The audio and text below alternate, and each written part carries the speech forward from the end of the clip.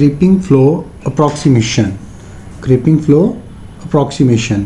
इसमें creeping flow हम कौन से फ्लोज़ को कहते हैं? ऐसे फ्लोज़ को हम क्रीपिंग फ्लो कहते हैं जिनका Reynold number is less than 1 होगा। इसका क्या मतलब है? जैसे कि अभी हम पढ़ के आ रहे हैं कि रेनॉल्ड नंबर रेशो है इनर्शिया फोर्स की डिवाइडेड बाय विस्कस फोर्स की। इसका क्या मतलब है कि अगर ये बहुत छोटा है तो ये विस्कस फोर्स बहुत बड़ी है। इसका क्या मतलब हुआ कि हम हाईली विस्कस्ड फ्लो की बात कर रहे हैं कि एक थिक विस्कस फ्लो। फार्मूला क्या था रेनॉल्ड नंबर का? रो वी एल ओवर म्यू। तो रेनॉल्ड नंबर छोटा कब होगा? जब डेंसिटी छोटी होगी या वेलोसिटी छोटी होगी या लेंथ छोटी होगी और विस्कोसिटी बहुत बड़ी होगी। तो ऐसे फ्लोज के लिए हम अप्रॉक्सीमेशन लगाते हैं क्रीपिंग फ्लो। फॉर एग्जांपल जैसे मूवमेंट ऑफ हनी, या जैसे आप लोगों ने अक्सर देखा होगा कि केक के ऊपर जब हम डालते हैं कोई सिरप वगैरह तो वो सारी थिक मटेरियल होता है, तो वो सारी अप्रॉक्सीमेशन जाती है हमारी क्रीपिंग फ्लोज में। हाँ जी, क्रीपिंग फ्लोज में जब हमारी विस्कस टर्म जो हैं वो डोमिनेट करती हैं हमारी इनर्शियल टर्म पे। अब फॉर एग्जांपल मतलब मैंने आपको बताया कि हम लेते हैं एग्जांपल कि ये अगर मेरा एक चैनल है, इसमें कोई थिक फ्लूइड है, ठीक है, कोई ऐसा फ्लूइड है, the fluid which have very low Reynold number, ठीक है। इसमें कोई मेरा कोई स्ट्रक्चर है, फ़र्ज़ करें ये ऐसे, इसने स्विम करना है, तो अब क्या होगा, इसने तैरना है इसके अंदर। तो अब अगर आगे ये थिक है, यानी कि एक ऐसा फ्लूइड है जिसकी विस्कोसिटी बहुत ज़्यादा है, डेंसिटी बहुत कम है, इसकी वेलोसिटी भी बहुत कम है, तो ये इसको आगे जाने में रेजिस्टेंस देगी। ये जब आगे तैरने की कोशिश करेगा तो ये आगे तैर नहीं सकेगा, जिसकी वजह से क्या हुआ, अब देखें इसको आगे तैरने में जो सबसे ज़्यादा रेजिस्टेंस का बायस बन रही है वो है फ्लूइड की विस्कोसिटी। तो जो क्रीपिंग फ्लोज होते हैं ना, क्रीपिंग फ्लोज के अंदर ये बहुत ज़्यादा होती है as compare to density fact में। अब इसकी मोशन में डेंसिटी अपना रोल बहुत माइनर प्ले कर रही है एज़ कम्पेयर टू विस्कोसिटी इसकी मोशन में। अब ये अपना इनर्शिया गेन करना चाह रहा है, कौन सा इनर्शिया? मोशन वाला, लेकिन इसकी जो विस्कोसिटी है वो इसको मूव नहीं होने दे रही। तो इसका इनर्शिया, ये जो मोशन ऑफ दिस ऑर्गेनिज्म है, motion of this organism into this thick fluid, तो ये डिपेंड किस पे कर रही है? जस्ट वेलोसिटी पे। तो जब डायनामिक विस्कोसिटी पे, जब डायनामिक विस्कोसिटी पे कर रही है तो इसका क्या मतलब है, इसमें जो डेंसिटी है ये अपना रोल इतना प्ले नहीं कर रही इसकी मोशन के अंदर। तो हम जब क्रीपिंग फ्लो अप्रॉक्सीमेशन लेते हैं तो क्रीपिंग फ्लो अप्रॉक्सीमेशन में जब हम ये कह देते हैं कि विस्कस टर्म डोमिनेट है इनर्शियल टर्म पे, तो इनर्शिया का ताल्लुक किससे है? डेंसिटी के साथ। इनर्शिया का ताल्लुक है मास का, और मास का डेंसिटी के साथ। तो इसका ये मतलब हुआ कि जब हम कहते हैं कि हमारी विस्कस टर्म डोमिनेट है इनर्शियल टर्म के ऊपर, तो हम उसमें से डेंसिटी इफेक्ट को इग्नोर कर रहे होते हैं। तो जब हम अपना कोई एनालिसिस स्टार्ट करते हैं तो सबसे पहले हम उसका रेनॉल्ड नंबर फाइंड करते हैं। मतलब ये मेरा फ्लो था ना, या मेरा ये मेरा ऑर्गेनिज्म जो था, ये मेरा जो पार्टिकल था ये मूव कर रहा था फ्लूइड के साथ। तो जब ये थिक फ्लूइड के अंदर मूव कर रहा था तो इसका जो रेनॉल्ड नंबर था वो निकल आया बहुत लो। अब ये अंडरस्टूड है कि इसमें जो विस्कोसिटी है वो ज़्यादा रोल प्ले कर रही है एज़ कम्पेयर टू उसकी डेंसिटी के। ठीक हो गया जी। तो अब हम जब जब एप्लीकेशन इसके ऊपर अप्लाई करते हैं, सिमिलरली कोई हमारा लुब्रिकेटिंग ऑयल है, लाइक ये आपका बेरिंग है, ये बॉल बेरिंग लगा लें या कोई जनरल बेरिंग लगा लें, इसमें आपका फ्लूइड मूव कर रहा है। अब क्या होगा, ये जो आपका गैप है, ये इन दो स्ट्रक्चर्स के अंदर जो आपका गैप है, ये जो गैप है, ये जो डायमीटर है, ये वेरी वेरी स्मॉल है। गो के इसकी स्पीड ज़्यादा होती है तो रेनॉल्ड नंबर में ये जो लेंथ है ये स्मॉल है, जिसकी वजह से इसका रेनॉल्ड नंबर भी कम निकलता है। ठीक है, तो हम इनको भी क्रीपिंग फ्लो अप्रॉक्सीमेशन लगा के सॉल्व कर सकते हैं। ठीक हो गया। अच्छा जी, हमारे क्रीपिंग फ्लोज कौन से हैं? इन शॉर्ट ये हम करते हैं। हमारे क्रीपिंग फ्लोज कौन से हुए? ऐसे फ्लोज जो कि जिनमें इनर्शियल टर्म डोमिनेट करती हैं, सॉरी विस्कस टर्म डोमिनेट करती हैं इनर्शियल टर्म पे। यानी कि एक ऐसा फ्लो जैसे आप सपोज करें कि जैसे शहद के अंदर कोई आपका पार्टिकल है वो मूव कर रहा है। ठीक है, तो इसके ऊपर अब जब हम अप्रॉक्सीमेशन लगाएंगे तो इनर्शियल टर्म ये सारी ज़ीरो हो गई। सिमिलरली फ्रॉड नंबर ज़ीरो हो गया। ग्रेविटी हमने निकाल दी इसके अंदर। ठीक है, क्यों ग्रेविटी निकाली? क्योंकि हमने कहा कि ये जो इनकी जो वर्टिकल हाइट है ना, ये वेरी लो है, वेरी लेस है। माइक्रोफ्लूइडिक चैनल या हमारे जो सेल्स होते हैं, या जो मतलब हमारी बॉडी के अंदर जो सेल्स हैं उनकी हाइट बहुत कम होती है, जिसकी वजह से उनके ऊपर ग्रेविटी इफेक्ट मतलब होता तो है, लेकिन हम उनके अंदर कंसिडर नहीं कर रहे होते, इसलिए हमने उड़ा दिया। अब ये नहीं है कि अब आप ये कहो कि सर आपने पूरी की पूरी इनर्शियल टर्म उड़ा दिया, इसके अंदर मतलब ये जो है फ्लूइड ये मोशन तो कर रहा होगा, ये वेरी लो रेनॉल्ड्स नंबर है लेकिन मोशन तो कर रहा होगा, तो इसका मतलब इसका इनर्शिया तो है, तो आपने क्यों इग्नोर कर दिया यहाँ पे? इसका मतलब है कि भाई है तो सही, लेकिन मैं उसको अपने एनालिसिस में कंसिडर नहीं करना चाह रहा, क्योंकि जब उसका इफेक्ट ही बहुत कम है तो मैं उसको इतनी पूरी लंबी सारी इक्वेशन को सॉल्व करूं और अपने एनालिसिस को कॉम्प्लिकेटेड से कॉम्प्लिकेटेड करता रहूं। उससे अच्छा नहीं है कि मैं इस टर्म को ही निकाल दूं इस प्रॉब्लम के लिए, ताकि मेरा एनालिसिस जो है वो सिंपल से सिंपल होता रहे। तो मैंने इस टर्म को निकाल दिया, इस टर्म को निकाल दिया, तो मेरे पास जो फाइनल फॉर्म में बची वो क्या बची? Euler number del P is equal to 1 over Reynolds number del square V vector star. हाँ जी जनाब, अब देखें हमने कहा था कि ये जो नॉन डायमेंशनल पैरामीटर्स हैं ना, जो स्टार वाले हैं, इनका तो मैक्सिमम ऑर्डर क्या होगा? 1 होगा। ठीक है, अब ये कौन सा फ्लूइड है? ये जो नेवियर स्टोक रिड्यूस होकर रह गई, ये कौन से फ्लूइड के लिए? क्रीपिंग फ्लोज के लिए। ठीक है, क्रीपिंग फ्लोज के लिए। अब इसका मतलब ये हुआ कि अगर थिक पेस्ट के अंदर मेरा कोई पार्टिकल मूव कर रहा है तो उसको मूव करवाने के लिए मुझे कंसिडरेबल प्रेशर लगाना पड़ेगा। प्रेशर डिफरेंस ठीक ठाक होना चाहिए जिसकी वजह से वो मूव करेगा। तो इस प्रेशर डिफरेंस को कैसे मेजर करूंगा मैं? क्वांटिफाई कैसे करूंगा? ये दोनों बराबर हैं क्योंकि इनका मैग्नीट्यूड 1 है दोनों का, हमने पढ़ा था नॉन डायमेंशनल। तो अब इनको मेजर करने के लिए हमारे पास जो आयलर नंबर था वो हमने पढ़ा था P naught minus P infinity hydrostatic pressure और रो वी स्क्वायर के बराबर। ठीक है, तो हमें इसको इक्वल करना पड़ेगा 1 ओवर रेनॉल्ड्स नंबर के, 1 ओवर रेनॉल्ड्स नंबर के। अब हम इनको क्वांटिफाई क्यों भला करना पड़ेगा? क्योंकि थिक पेस्ट को हाईली विस्कस मोशन को मूव करवाने के लिए हमें डेल पी या आयलर नंबर पे जो हाइड्रोस्टैटिक प्रेशर निकालना पड़ेगा, क्वांटिफाई करना पड़ेगा। तो उसके लिए ये तो दोनों को हम कर नहीं सकते क्योंकि ये बराबर है, तो इन दोनों को इक्वेट करके देखते हैं कि भाई हमें किन किन चीज़ों की ज़रूरत पड़ेगी। तो P naught minus P infinity divided by rho V square is equal to mu over rho V L. ठीक है, तो ये क्या बन गया हमारे पास?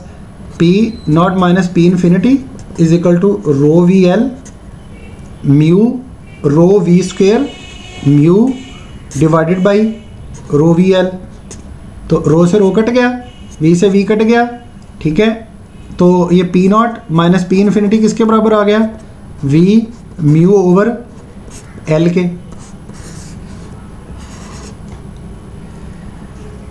ठीक है, तो अब हमारे पास ये प्रेशर डिफरेंस, आपको पता है कि अगर मेरे पास कोई पाइप था, पाइप में नॉर्मल न्यूटोनियन फ्लूइड फ्लो कर रहा है, तो उसके अंदर अगर मैंने इसका हाइड्रोस्टैटिक प्रेशर लगाना तो मैं इसकी बाउंड्रीज पे एक पीजोमीटर ट्यूब लगा देता था। अगर मैंने इसका डायनामिक प्रेशर या इसका वेलोसिटी निकालना तो मैं इसके सेंटर पे एक पीटर ट्यूब लगा देता था। तो अगर मैंने ये दोनों ट्यूब्स नहीं लगानी तो फिर बर्नौली इक्वेशन के मुताबिक इसका जो सेंटर पे हेड था मैं हाफ रो वी स्क्वायर यानी कि dynamic head rho V square से मैं इसका डायनामिक हेड निकाल लेता था। लेकिन अब हमें पता चला कि ये तो था नॉर्मल वो फ्लो, नॉर्मल न्यूटोनियन फ्लूइड, लेकिन ये हमारा क्रीपिंग फ्लो में जो हमारा प्रेशर डिफरेंस है वो किस पे डिपेंड कर रहा है? वेलोसिटी पे, विस्कोसिटी पे और लेंथ पे। अब आप इसमें ये देखें, ये चीज़ बड़ी गौर करने वाली है कि इस इक्वेशन में और यहाँ पे दोनों में डेंसिटी एक्सक्लूड हो गई है। उसकी रीज़न है कि हम इनर्शिया को इस क्रीपिंग फ्लो में कंसीडर ही नहीं करते। होता तो है लेकिन हम उसको कंसीडर नहीं करते। What if the drag force, हाँ जी, जब कोई पार्टिकल क्रीपिंग फ्लोज के अंदर चलता है तो उसके ऊपर ड्रैग लगती है, ऑब्वियसली ड्रैग लगती है ना, क्योंकि देखिए ड्रैग का जो इफेक्ट होता है, अब ड्रैग क्या होता है कि ये मेरा पार्टिकल है, ये मेरा पार्टिकल है, इसके ऊपर ऐसे हवा चल रही है, ठीक है, तो अब ये पार्टिकल इस डायरेक्शन में मूव कर रहा है, तो in the direction of flow, ये अगर इस डायरेक्शन में u वेलोसिटी से मूव कर रहा है, ये v वेलोसिटी से आ रही है, तो इस डायरेक्शन में, डायरेक्शन ऑफ फ्लो में ये एक Fd बियर करेगा ड्रैग फोर्स, ठीक है, जो इसको रुकावट डालेगी। सिमिलरली इसके अंदर क्या होगा, जब मेरा पार्टिकल थिक फ्लूइड में मूव करेगा तो ये इसके ऊपर ड्रैग लगाएगी। अब ड्रैग किस चीज़ों पे, किन किन चीज़ों पे डिपेंड करती है? नॉर्मली ड्रैग हमारी जो होती है वो नॉर्मली डिपेंड करती है, आपकी जो ड्रैग होती है किसी भी सरफेस की जो फ्लूइड के अंदर मूव कर रहा होता है, वो उस पर ड्रैग उसकी डिपेंड करती है वेलोसिटी पे, डेंसिटी पे, उसकी डायमेंशन यानी लेंथ पे, विस्कोसिटी पे, ठीक है। ये इन एरियाज़ के ऊपर, इन फैक्टर्स के ऊपर आपकी जो ड्रैग होती है वो डिपेंड कर रही होती है। लेकिन हमें पता है कि जो क्रीपिंग फ्लोज हैं उसमें डेंसिटी तो इफेक्ट कर ही नहीं रही, तो फिर जो आपकी ड्रैग है, जो आपकी ड्रैग फोर्स है कि कोई भी स्ट्रक्चर जो क्रीपिंग फ्लोज में मूव कर रहा है तो उसकी ड्रैग जो है वो किस पे डिपेंड करेगी? वो आपकी वेलोसिटी पे, डायनामिक विस्कोसिटी पे और लेंथ पे। अब वो किसका फंक्शन बन गया? जो ड्रैग है वो किस पे डिपेंड करेगी? वो डिपेंड करेगी आपकी वेलोसिटी पे, डायनामिक विस्कोसिटी पे और लेंथ पे। अगर चौथी चीज़ भी आनी थी इसमें, डेंसिटी, अगर कोई और नॉर्मल न्यूटोनियन फ्लूइड होता तो, लेकिन अब चूंकि ये क्रीपिंग फ्लो है तो इसमें डेंसिटी निकल गई। तो चलें जी, अब हम डायमेंशनल एनालिसिस लगा के, डायमेंशनल एनालिसिस की मदद से हम इस FD का रिलेशन फाइंड आउट करते हैं। डायमेंशनल एनालिसिस या बकिंघम पाई थ्योरम लगा के हम FD का रिलेशन निकालते हैं। चलें जी, इधर देखें, हमारे पास जो FD है वो फंक्शन किसका बना? V, म्यू और L का, ठीक है। हाँ जी, इसमें बकिंघम पाई थ्योरम का जो प्रोसीजर होता है, इसमें हमने दो चीज़ें देखनी होती हैं, नंबर ऑफ टोटल पैरामीटर्स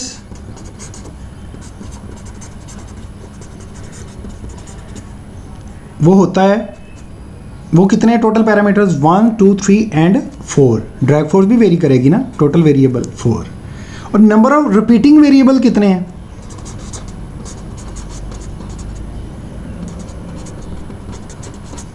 हाँ जी, ये एक स्टेप है, दो बकिंघम पाई स्टार्ट करने के दो स्टेप हैं कि हमने इसके अंदर M और N फाइंड आउट करना होता है, नंबर ऑफ रिपीटिंग वेरिएबल्स और नंबर ऑफ टोटल पैरामीटर्स। वो तो हो गए 4।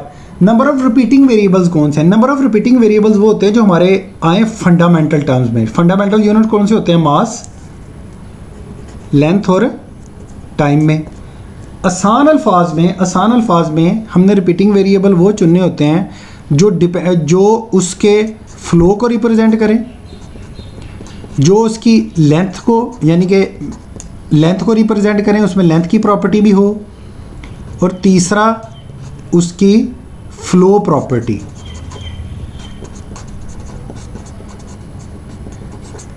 ठीक है। ये तीन हमारे हों तो हम कहेंगे कि ये हमारा जो है वो रिपीटिंग वेरिएबल हो सकता है। यहाँ पे नंबर ऑफ वेरिएबल्स भी आ सकते हैं। बकिंघम पाई थ्योरम बेसिकली इसलिए यूज़ होता है कि यहाँ पे अगर कोई हमारा एक वेरिएबल नंबर ऑफ वेरिएबल्स पे डिपेंड कर रहा है ना, तो हम उसके डिपेंडेंट वेरिएबल्स को कम करके मिनिमम नंबर्स के अंदर उसको रिड्यूस कर सकते हैं। तो इसमें रिपीटिंग वेरिएबल, ये लेंथ आ गई नंबर 1, ये रिपीटिंग वेरिएबल हो गया एक हमारा। हाँ जी, विस्कोसिटी, फ्लो प्रॉपर्टी आ गई, ये हमारा एक हो गया, और तीसरा फ्लो से रिलेटेड है वेलोसिटी, तो ये तीनों ही हमारे रिपीटिंग वेरिएबल बन गए। तो इसमें 3 रिपीटिंग वेरिएबल हैं, ठीक हो गया। तो नंबर ऑफ पाइज कितने बनेंगे? M - N। ये 7वें चैप्टर का कॉन्सेप्ट है जो मैं आपको थोड़ा सा यहाँ पे दे रहा हूँ। तो 4 - 3 तो ये बन गया 1 पाई। इसका मतलब ये हुआ कि जो एफ डी का हमारे पास रिलेशन बनेगा ना वो जस्ट 1 बनेगा। चलें जी, इसका पाई फॉर्म करते हैं हम। पाई फॉर्म करने के लिए इसका तरीका ये होता है कि सबसे पहले मैं नंबर ऑफ रिपीटिंग वेरिएबल्स लिखता हूँ वी म्यू एल और मल्टीप्लाई बाई फोर्थ वेरिएबल, दोनों को मैं मल्टीप्लाई कर देता हूँ वी म्यू एल से। पाई को मैंने मल्टीप्लाई कर दिया वी म्यू एल से और मैंने इसकी पावर ले ली 0। हाँ जी, किसी की चीज़ की पावर 0 ले लो तो उस चीज़ पे उसका मतलब 1 होता है, तो इस पाई पे को फ़र्क पड़ा नहीं। सिमिलरली इधर मैं इसका अब ये मेथड स्टार्ट होने लगा। इसकी पावर मैं ले लेता हूँ a, इसकी पावर ले लेता हूँ b, इसकी पावर ले लेता हूँ मैं c। चलें जी, अब हम इसकी डायमेंशंस निकालते हैं। डायमेंशंस कैसे? वेलोसिटी की डायमेंशन क्या होती है lt-1, विस्कोसिटी की डायमेंशन क्या होती है m l-1 t-1। ये देख लीजिएगा पास्कल सेकंड लगा के, अगर ना हो तो मुझे कमेंट सेक्शन में बताइएगा, फिर मैं वो भी निकाल के दिखा दूंगा आपको। और एफ डी की क्या होती है mlt-2, mlt-2। अब इसको मैं इधर अगर पुट करूं तो मेरे पास क्या आ जाएगा lt-1 इंटू ए, ये किसके बराबर आ गया m l-1 t-1 b, l किसके बराबर आ गया l की c और ये m l t-2।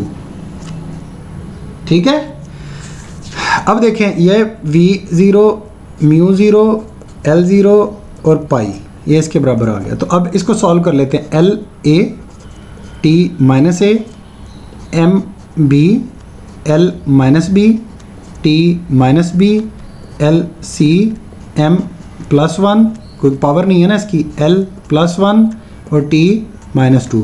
हमने जो रिपीटिंग वेरिएबल है उनके ऊपर ABC ले लिया और जो नॉन रिपीटिंग है उसको हमने सिंपल रख दिया। This is the method of Buckingham pi theorem. अब इसमें पहले मैं m को लैदा करता हूँ। m की पावर क्या बनी b+1, l की a -b + c +1। ठीक है, t की क्या बनी -a -b -2 बराबर किसके बराबर आ गया v0 μ0 l0 और पाई के। तो अब अगर मैं ये कहूँ कि सिमिलरली इसको भी अगर मैं सॉल्व करूँ तो ये भी सारा किस फॉर्म में निकलेगा, ऐसे ये सारा निकलेगा इस फॉर्म में m0 l0 t0 पाई1 pi is equal to m b+1 l a -b + c +1 t -a -b -2। अब इनके इंडिसेस बराबर हैं तो मैं इनके पावर्स को इक्वेट कर देता हूँ। b+1 इज इक्वल टू 0, तो b is equal to -1 -a -b -2 is equal to 0, तो -a -b +1 -2 is equal to 0, तो a इज इक्वल टू -1। ठीक है, और a -b + c +1 is equal to 0, तो a +1 -1 +1 इज इक्वल टू 0, तो a plus minus cut गया तो ये -1 के बराबर आ गया। अब इन तीनों को इसकी जगह पे हम पुट कर देंगे ये इक्वेशन नंबर 1 में। ठीक है, तो मेरे पास क्या आ गया पाई इज इक्वल टू, मेरे पास क्या आ गया pi is equal to v की पावर -1 म्यू की पावर -1 l की पावर -1 और एफ डी। ठीक है, यहाँ से मैं एफ डी निकाल लेता हूँ अपनी, pi into V mu L. और बकिंघम पाई कहता है कि ये जो आपका नॉन डायमेंशनल नंबर बना है ना, ये जो आपका नॉन डायमेंशनल नंबर बना है, दिस इज कांस्टेंट। ये रेशो है ना F D over V mu L की इज इक्वल टू पाई, ये रेशो है ना, तो दिस इज कांस्टेंट। तो एफ डी हमारा किसके बराबर आ गया, constant into V mu L के। तो ये तो ड्रैग फोर्स थी, ये ड्रैग फोर्स थी जो किस पे डिपेंड कर रही थी, वेलोसिटी पे। अब हम किसी भी चीज़ की ड्रैग फोर्स निकालनी है ना तो हमें ये कांस्टेंट कैलकुलेट करना पड़ेगा, ठीक है। ये कांस्टेंट होता है एक्सपेरिमेंटली कैलकुलेट, ठीक है। ये कांस्टेंट कैलकुलेट करना पड़ेगा, वेलोसिटी कैलकुलेट करनी पड़ेगी, डायनामिक फोर्स का, इन तीनों को मल्टीप्लाई करेंगे तो आपके पास ड्रैग फोर्स निकल आएगी, ठीक हो गया।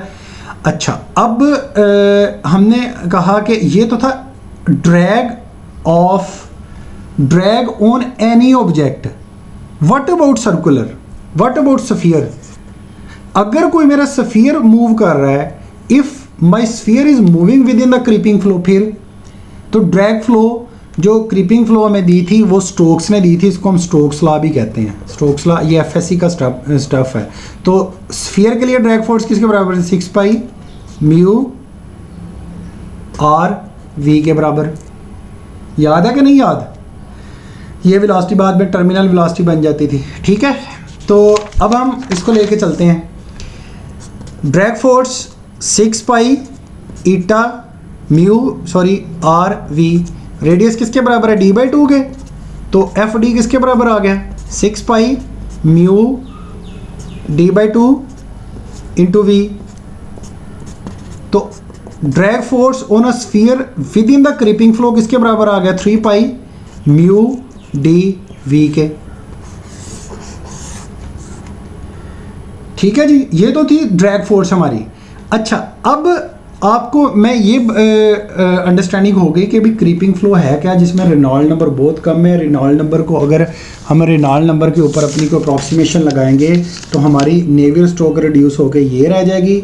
नेवियर स्ट्रोक रहने के बाद हमें पता चला कि अगर आपने क्रीपिंग फ्लो में प्रेशर हेड निकालना है तो आपको जो ये रेशो लेनी पड़ेगी। इसमें डेंसिटी नहीं है, डेंसिटी इनर्शिया लेस होने की वजह से डेंसिटी नहीं है, तो मैंने डेंसिटी इफेक्ट एक्सक्लूड कर दिया। अगर कोई नॉर्मल फ्लोड होता तो हम उसमें रो वी स्क्वायर से लेते हैं, लेकिन क्रीपिंग फ्लो में हम इसको क्रीपिंग फ्लो के अंदर वी म्यू ओवर एल से हम इसको कैलकुलेट करेंगे, लेकिन नॉर्मल फ्लोज में हम इसको बर्नौली इक्वेशन के मुताबिक रो वी स्क्वायर से हम इसको मूव करेंगे। अगर मैं आपको किताब पे दिखा पाऊँ तो ये देखें कि ये हमारा क्रीपिंग फ्लोज है। इसके अंदर वो कहता है कि Reynold number very less than 1 है। तो ये आप देख लीजिएगा, ये सारा मैंने आपको एक्सप्लेन कर दिया है। ये मैंने आपको लुब्रिकेटिंग ऑयल की भी एग्जांपल दे दी है कि हम इसको किस लिए लेते हैं, ठीक है। उसके बाद इसके अंदर वो कहता है कि ये हम रेनॉल्ड नंबर लेंगे, ये मैंने आपको इक्वेशन बना के दिखा दिया। फिर मैंने आपको ये भी म्यू वी ओवर एल ये भी बना के दिखा दिया आपको, ठीक है। ये इसकी फिजिकल इंटरप्रिटेशन भी बता दिया कि ये हम क्यों लेंगे। वो कहता है कि हम बर्नौली इक्वेशन से हम रो वी स्क्वायर से लेते हैं, लेकिन हम क्रीपिंग फ्लोज के अंदर इस चीज़ से लेंगे, डायमेंशन फॉर्म में ये चीज़ है इसमें। अब वो कहता है कि इस अगर आप इस चीज़ के अंदर देखेंगे तो इसमें आपको डेंसिटी इफेक्ट नज़र नहीं आ रहा है, क्योंकि आपने यहाँ पे वो डेंसिटी अपना रोल प्ले नहीं कर रही। यहाँ पे मैं थोड़ा सा आपको ये पढ़ के सुनाना चाहता हूँ। कहता है कि let's discuss the lack of inertial term in equation number 10.11 in somewhat more detail. You rely on inertia when you swim. For example, you take a stroke and then you able glide for some distance before you need to take another stroke. ये इधर देखिएगा कि अगर हम swim करते हैं ना तो हम एक झटका देते हैं तो हमारी बॉडी आगे ग्लाइड करती रहती है। अब देखिए ग्लाइड जब करती है ना तो आगे मुझे रेजिस्टेंस बड़ी कम मिल रही है, जिसकी वजह से मेरी बॉडी में इनर्शिया ठीक ठाक पैदा होता है। तो अब मेरी इनर्शियल टर्म डोमिनेट कर रही है विस्कस टर्म पे ऊपर। तो मेरा स्विमिंग के लिए क्या निकलेगा, रेनॉल्ड नंबर ज़्यादा निकलेगा ना। लेकिन इसको इमेजिन करना बड़ा मुश्किल होता है कि भाई इसमें इनर्शियल टर्म कैसे है, लेकिन इमेजिन हो रहा है ना कि देखें मैं सीधा सीधा मूव कर रहा हूँ, मुझे रेजिस्टेंस बहुत कम मिल रही है पानी के अंदर। तो इसलिए स्विमर का तो जो है रेनॉल्ड नंबर जो इनर्शिया ज़्यादा होगा तो इसका रेनॉल्ड नंबर हाई होगा। What about the organisms, what about the कहता है for micro organism swimming in a creeping flows regime, ठीक है। तो वो जो उस रेजीम में मूव करते हैं तो उसके बारे में आपका क्या ख्याल है, तो वो आप लोगों ने इसको देख लेना। इसकी मैं अभी आपको एक एनिमेशन दिखाता हूँ, उसमें आगे चल के उसमें क्लियरली आपको पता चल जाएगा कि क्रीपिंग फ्लोज में जो ऑर्गेनिजम्स हैं वो कैसे मूव करते हैं वो। ये देखें जी, हमने इस फ़िश को इस वाटर में छोड़ा तो ये सीधी मूव कर रही है, यानी कि इस फ़िश का इनर्शिया गेन हो रहा है। ये देखें तो ये सीधी मूव कर रही है, यानी कि यहाँ पे विस्कस टर्म उसको कोई इफ़ेक्ट नहीं कर रही, इनर्शियल डोमिनेट है। हाँ जी, आगे देखें, जब हम इसको डिटर्जेंट में डालेंगे तो ये देखें ये अपनी उधर, यानी कि इसको विस्कस टर्म जो है वो आगे मूव करने नहीं दे रही। तो इसमें ये क्या है, ये एक वे और क्रीपिंग फ्लो की एग्जांपल है। तो ये यहाँ पे आप देख सकते हैं। मैं उम्मीद करता हूँ कि आपको समझ लगी होगी। चलें जी, अब हम आगे मूव करते हैं। हाँ जी, ये देखें एग्जांपल 10.1 कहता है density has vanished from Navier-Stokes equation. क्यों जी? क्योंकि इनर्शियल है sir. Aerodynamics drag on object in a creeping flow is a function of. हाँ जी, ये कहता है कि लेंथ, फ्लूइड विस्कोसिटी और करेक्टरिस्टिक और उसकी स्पीड पे डिपेंड करती है। तो इसकी ड्रैग जनरेट करो किससे? बाय यूजिंग डायमेंशनल एनालिसिस से। तो इस एग्जांपल को मद्देनज़र रखते हुए वो मैंने करवाई है आपको वो डेरिवेशन, क्योंकि इस जगह पे उसने कोई डेरिवेशन नहीं दी हुई। तो ये F D is equal to constant, तो ये आपने इसको कर लेना है। ठीक हो गया। आगे ड्रैग ऑन अ स्फीयर, ये मैंने आपको बना के दिखा दिया है 3/μ/v/d, ये इसके बराबर होता है। एग्जाम्पल 10.2 देखें, इसकी स्टेटमेंट आपने देख लेनी है, वो सारा इसमें मैं थोड़े से मैथमेटिकल फार्मूले आपको बता देता हूँ। ये देखें, वो कहता है कि अगर डाउनवर्ड को फोर्स लग रही है W is equal to mg होता है ना, W is equal to mg होता है। तो हमारे पास ये देखें W is equal to mg, g वैसे ही आ गया, रो और मास किसके बराबर होता है? रो v के। रो मास किसके बराबर होता है? रो v के बराबर होता है। तो ये किसके बराबर हो गया? रो वैसे ही आ गई। अब ये वॉल्यूम है, तो वॉल्यूम हमारे पास 4/3 पाई आर क्यूब होता है। तो आर की जगह d/2 पुट करेंगे तो पाई d क्यूब बाई 6 आ जाएगा। अच्छा, जब हमारी कोई बॉडी है ना, ये फोर्स अपवर्ड लग रही है। अब आप देखें, अब सपोज करें कि एक वर्टिकल कॉलम है वाटर का, आप उसके अंदर कोई पेबल या कोई बंटा फेंकते हैं, तो जैसे जैसे वो नीचे आएगा ना, अब वो दो फोर्सेस बियर करेगा, बर्दाश्त करेगा। पहली वो कि वो नीचे आता जा रहा है, उसके ऊपर ड्रैग लग रही है, और दूसरी वो कि नीचे वाला जो फ्लूइड है वो बायोंसी फोर्स उसके ऊपर एग्जर्ट करेगा जो कि ऊपर की तरफ जाएगी। अब बायोंसी फोर्स लगेगी, अब अगर उसका वेट ज़्यादा है तो वो नीचे की तरफ आता जाएगा, अगर वो वेट कम है तो वो बायोंसी फोर्स उसको बैलेंस कर देगी।